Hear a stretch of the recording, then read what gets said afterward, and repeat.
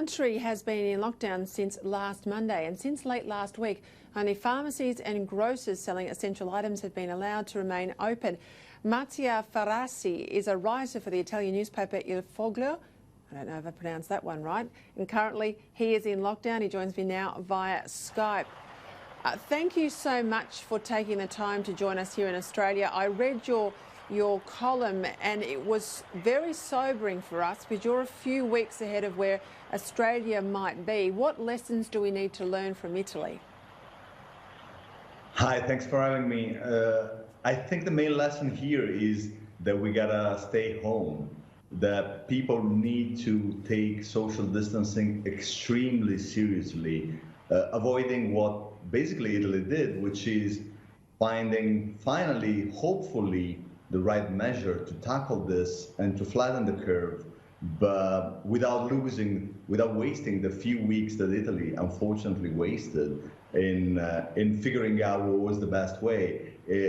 I'm telling you, a couple of weeks ago, those measures that now are in place looked to most Italians absolutely excessive and disproportionate. But that's the tricky thing about this epidemic and how to tackle it.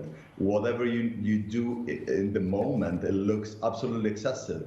But you got to think ahead in the future, and the future, unfortunately, is Italy, which I think every country should take as a benchmark in terms of death tolls, unfortunately, because that's the highest mortality that you have around among the countries stricken with the outbreaks, and plan ahead and act now, act whenever it looks unreasonable to go that far. But our experience, unfortunately, tells us that when you think you're acting like proportionately, you're probably too late.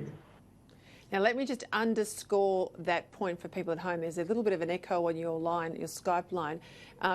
If it feels like it's over the top, if you feel like we're acting disproportionately tough, you're saying that's exactly where we need to be. If we think it seems adequate, if we think it seems timely, it's not adequate enough and it's not fast enough. I listened to a fascinating interview with a World Health Organization expert in disease pandemics and emergencies, and he said you never wait for the perfect. You have to act quicker, and you're better to act quickly and make a few mistakes than to hold back and get a perfect response that comes too late. So that's the real challenge for us. How is morale in Italy? I'm not sure. It is I think up and down, but mostly I think people are trying to cheer up as much as they can and get together virtually in solidarity. Life in lockdown is not nice. We are basically giving up the value that we cherish the most, which is individual freedom. But we are aware that the little sacrifice that we're doing now is absolutely the best way to love each other and to show support for each other and to be really, in a deeper sense, very social. And so I think this awareness is sort of sustaining a little bit the morale, because you know that your little action is contributing, hopefully, to the well-being of everybody. Mattia, you said that you had in Italy, this is in your column, squabbling leaders, publicity-seeking scientists and late containment.